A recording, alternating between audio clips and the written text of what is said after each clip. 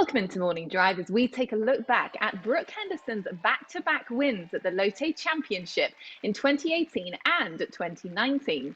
In 2018, Henderson got the job done with a final round of 69 to best Azahara Munoz by 4 shots. And in 2019, she overcame windy conditions to card a 2-under 70 final round score en route to another 4-shot victory. And you can watch the final round of that 2019 victory tonight on Golf at 6 p.m. as we are delighted to welcome in 9-time LPGA Tour winner Brooke Henderson. Brooke, it is wonderful to see you. But this week, you would have had the opportunity to take on the Lotte three-peat. How much were you looking forward to that challenge?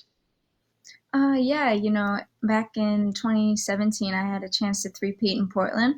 Unfortunately, it came up a little bit short there, but I'm definitely looking forward to the opportunity to getting back out on the course and hopefully going to Lotte and winning for the third time. That'd be really cool. I mean, obviously, really hard feat to do, but I'm really looking forward to the challenge. Well, you mentioned Portland, and at the beginning of your career, you saw 2 wins in Portland, a win in Seattle, and I thought for sure you must just love those tree-lined golf courses. But Hawaii and Ko Olina has something completely different as far as their golf course is concerned. Why were you so successful there? I mean, it's Hawaii. I feel like that was just amazing, and I feel like every time I go there, I'm really positive. And fortunately for me, I feel really comfortable on that golf course.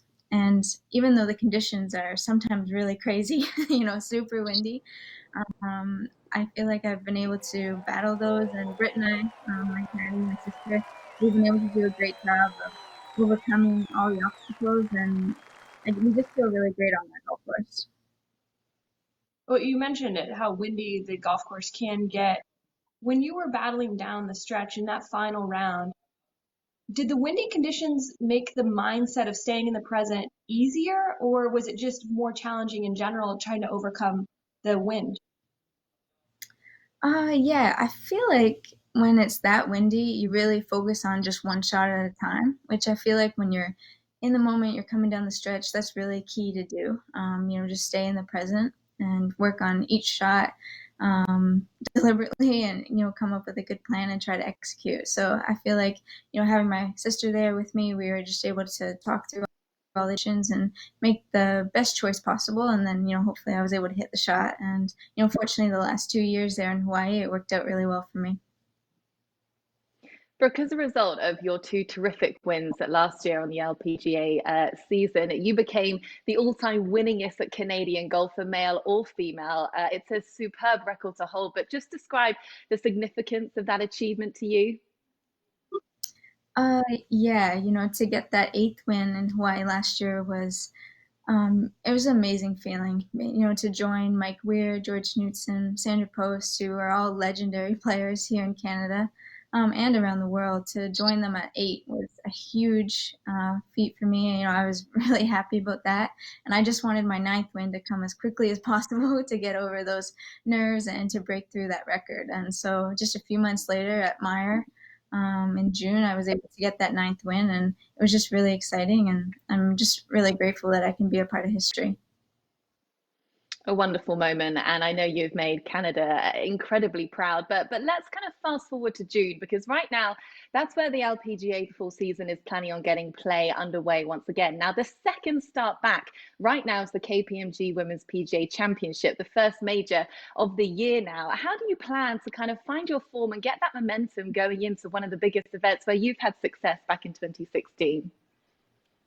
Yeah, the women's KPMG Women's PGA has been a huge part of my career and my life. It changed my life back in 2016 when I won my first major in a playoff against the #1 player in the world, Lydia Ko, who's also a great friend. So it was just such a meaningful event. And, if we're fortunate enough to get the LPGA season started at that tournament this year, I'll definitely look forward to it. And I started off this year, 2020, 2 solid starts, 2 top 15 finishes back in January. So I feel like my game started out in a good place in 2020, and hopefully over this long break I can keep it going and do when we are able to resume to golf safely.